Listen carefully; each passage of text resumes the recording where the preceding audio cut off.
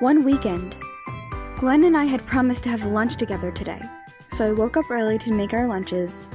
Then we headed to the Northern Valley Forest. Glenn, sorry I'm late. Hey, Icy. I actually just got here after finishing some work. Icy! It's Icy! Play! Glenn, Icy and everyone, play! Don't be in such a rush. We'll have plenty of time for that later. Let us eat first. We walked through between the jumping wing rabbits and found a nice spot in the shade beneath a tree to sit down in. I made a big lunch for you. I figured you'd be really hungry. That sounds excellent. Glenn and I had a pleasant lunch beneath the gentle dimpled sunlight. After that... Are you sleepy, Icy? Yeah, a little bit. With my stomach full and nothing to do but relax, I got sleepy. Why don't you lie down for a bit? No, I don't want to waste our lunch day by sleeping. Don't worry about it. Here, lean on my shoulder. But... I'll wake you up in a minute. Just rest for now. Invited by his big warm hands, I let my head fall right onto his shoulder.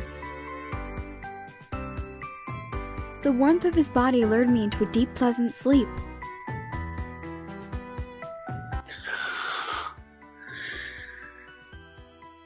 Icy must have been quite tired. She fell asleep as soon as she closed her eyes.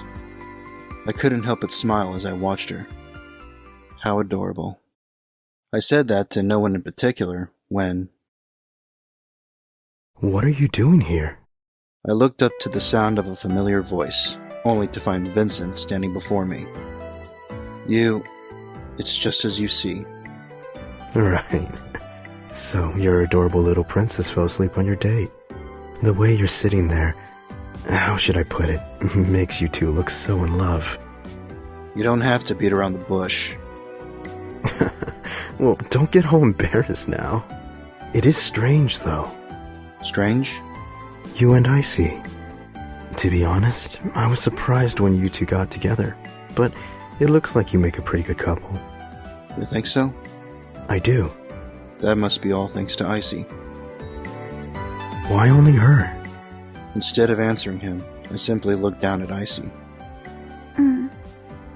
She breathed peacefully as I lifted up her hair. Then looked back up at Vincent. The only reason I can be so happy is because of the peace that Icy brings me. Her smile allows me to remember my own, after spending so much time with her. I feel like she's changed me somehow. Yeah, I can see that.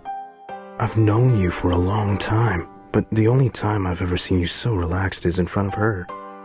I'm sure if the guys at the Ministry of Magical Justice saw you now, they'd break their backs reeling in surprise.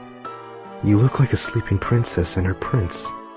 Okay, that's enough teasing. I accidentally moved my shoulder, causing Icy to stir. Oh, no, I don't want to wake her now. I'll be getting back to work. With that, Vincent headed back to the school grounds. I sat there, watching him go, feeling the warmth of Icy against me as she stirred in her sleep. I heard a distant voice somewhere and opened my eyes. Only to see... You're awake. It was Glenn who was smiling kindly at me. But for some reason his cheeks were slightly pink. Glenn, what's wrong? You look a little flushed. It's nothing. Anyways. What? Before he finished his sentence, he leaned in and... The kiss we shared was so unexpected it nearly left me speechless. Glenn! I was in a little panic, but Glenn gently put a single finger up to my lips. Let's stay quiet for a few more moments before the wing rabbits get all excited. Glenn leaned in and kissed me again. And we kept quiet, kissing over and over.